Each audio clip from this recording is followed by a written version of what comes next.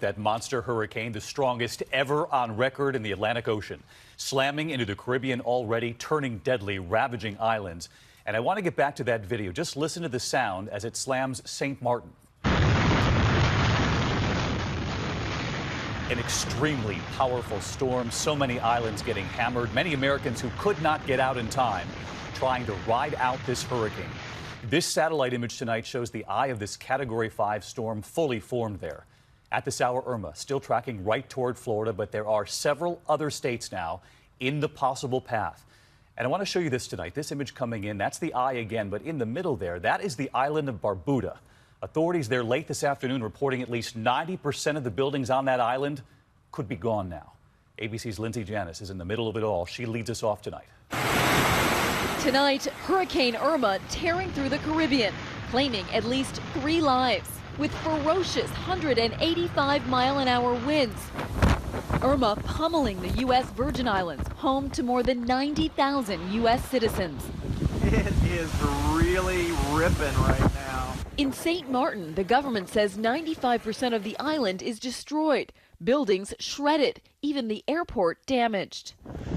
A dangerous wave sweeping this person right off their feet. We tried to stop the water, but I mean, it's flooding.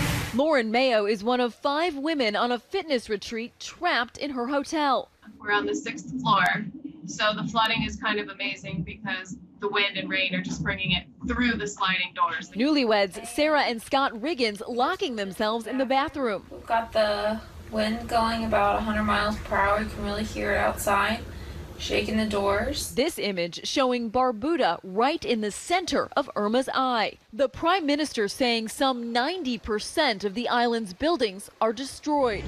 Hurricane hunters inside Irma finding it's the first Atlantic Ocean storm ever to maintain winds of at least 180 miles an hour for this long. It's 10 a.m. here in Puerto Rico, and Hurricane Irma appears to have arrived. We've got some very powerful winds, rain, and surf. San Juan, a ghost town. The governor warning people not to go outside under any circumstances, saying the island has never seen a hurricane like this before. More than 1,000 in shelters. We don't know what's going to happen. It's scary, and I pray for everyone that's out there don't want to leave their homes. And Lindsay Janis joins us from San Juan, Puerto Rico tonight. Lindsay, we can see the effects right there behind you, and more than 500,000 without power there already. Yes, David, the head of the power company says it could be between 4 and 6 months before power is restored to some of those areas. We are being told to expect sustained hurricane-force winds for at least a couple of hours tonight. There's also major concern about storm surge and flash flooding. It's going to be a long night. David? All right, long night indeed. Lindsay Janis and our team there in San Juan, stay safe tonight. And as we told you last night here on the broadcast, we were looking at 2 possible scenarios for Florida. Tonight, a much clearer picture here. The new models are now in, and also North and South Carolina declaring states of emergency. So let's get right to Chief Meteorologist Ginger Z tonight. She's been tracking Irma with us all afternoon in the newsroom. And where is Irma right now? Irma is northeast of San Juan, Puerto Rico by about 50 miles. That center of the eye, which the eye is about 20 miles across, is moving west-northwest at 16. So San Juan, my primary concern for that part, and Puerto Rico, the northeast corner, flash flooding. But now as this moves on, with 185-mile-per-hour winds still, the pressure, David, is actually dropping. So we could still see strengthening yet tonight. That's what's so frightening. Looking at these hurricane warnings, the Turks and Caicos, the southern Bahamas now in them, even Freeport and Nassau into the hurricane watch. Turks and Caicos through the southern Bahamas could see up to 20-foot storm surge. These are islands that only have elevation of a couple of feet. The timing, Thursday into Friday. Friday into Saturday, it's just north of Cuba. Saturday into Sunday, it moves toward Florida. And Sunday afternoon, we have a Category 4 in this scenario sitting over Miami. Storm surge there, heavy rains, incredible power with winds, up to 3. So it stays very strong in this. I want everyone to pay attention to the cone, though, because still looking at Georgia and South Carolina. Additionally, in that cone, in this also in this scenario. At least 75-mile-per-hour winds, so hurricane-force winds, Lindsay was just talking about it, extend 50 miles on each side. So you're not safe, even if you're away from this. The computer models, as you said, coming together on that east side of Florida. Coming together. So two scenarios. We said west side or east side, and tonight we believe it's east side. Here's the spaghetti here. We believe that it's east side, and that would also mean that for Savannah or Charleston, you could have impact early next week, and certainly inland flooding is still a major concern of mine, up through even Asheville. All right, Ginger Z with us again tonight. You'll be with us straight through the whole hurricane. Thank you. Hurricane Irma continues on the move, targeting the entire state of Florida. It is being called a worst-case scenario. Take a look at the storm, hitting Turks and Caicos overnight. So much destruction across the Caribbean already, and it's not the only hurricane in the Atlantic Basin. There are now 3 for the first time in 7 years: Irma, Jose, and Katia. And this morning, we're taking you inside the hurricane. We're talking to a hurricane hunter as he flies through the giant storm, and incredible footage, as you can see right there. So here's what we know. This is the latest. Irma is a powerful Category 4 storm with winds up to 155 miles an hour. The storm is being blamed for 13 deaths so far. The eye of the storm is expected to move right over Florida. More than 1 million people there are under those mandatory evacuation orders. So many being ordered to get out right now. World News anchor David Muir, GMA's Amy Robach in Miami this morning. Our entire team covering every angle across the storm zone. Chief Meteorologist Ginger Z starts us off with the latest on the storm's track. Good morning, Ginger.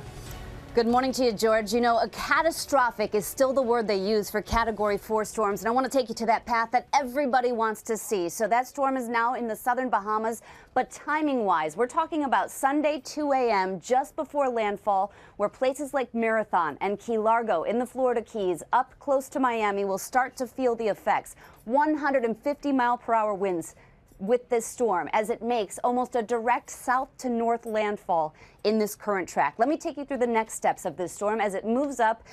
Fort Lauderdale, West Palm Beach, you're on the right side. Hefty storm surge possibilities. Certainly very strong winds of 120 plus. 105 still as it's a Category 2 over Orlando. It moves north then from that point, and that was on Sunday night into Monday morning. By Tuesday early morning, it's in Georgia. It's close to Atlanta. Heavy rains falling with that. And finally, early Wednesday, it'll get picked up with by another disturbance close to Nashville. Most importantly this morning, the storm surge, 5 to 10 feet.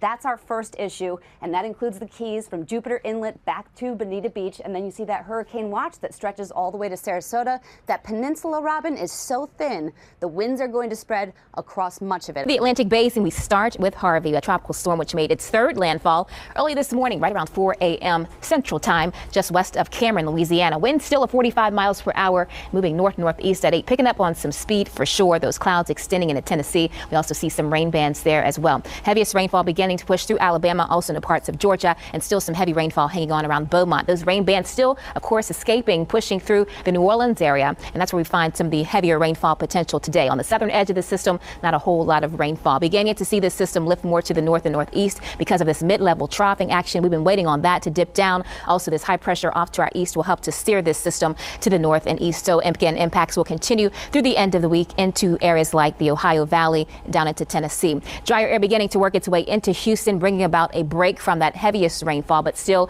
over portions of eastern Texas like Beaumont, of course, Lake Charles, still seeing that threat of locally heavy rain. And again, that moisture still being funneled in across the Gulf South, including the New Orleans area, also into parts of Alabama. Here's that area of low pressure, a post-tropical system by the weekend, winds of 25 miles per hour as that center of circulation lands right around Kentucky into Ohio. We're still left with those impacts today, including a tornado watch, which was issued until 6 o'clock for the North Shore and coastal Mississippi. That threat for some spin-up tornadoes through this afternoon. Also some water spouts. A few of those could be intense in terms of the tornadoes, maybe with winds of 65 plus miles per hour. We also have some gusty winds along the coast, which is where the tropical storm warning is still in place for Lafourche and Terrebonne parishes, with those wind gusts of 40 plus miles per hour. We're seeing those stronger winds being translated inland, 38 miles per hour at this buoy here, and a buoy report just south of Mississippi and Alabama between 20 and 25 miles per hour. In addition, the wind advisory from Plaquemines into St. Bernard into the metro area, also towards Livingston Parish for gusts of 25 to 35 plus miles per hour. And yeah, we're seeing some of those sustained winds right now, 15 to 25 miles per hour. But here are the gusts near 40 miles per hour at the lakefront,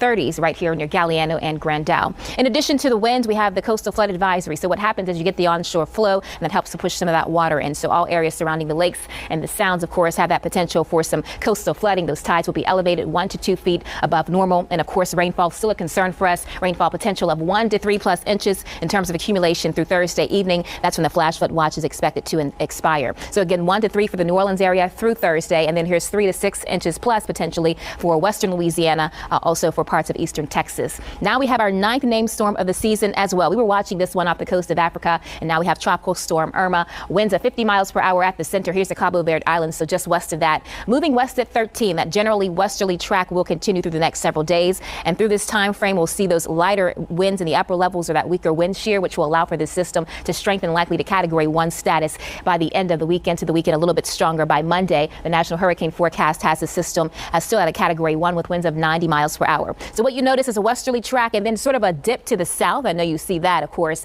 heading towards the Leeward Islands. That's because we have an area of high pressure which will steer this system to the west, and eventually that ridge will sort of drop down to the south. So that fold or that cone certainly extending north towards the Leeward Islands and also pressing as it seems to be making its way closer to the Leeward Islands. So this is something we'll track, of course, through the weekend, several days. Typically when you have a system this far out, roughly 7 to 10 days until it gets closer to the United States. I also want to draw your attention to the Gulf of Mexico and to next week. This is actually Saturday, September 2nd.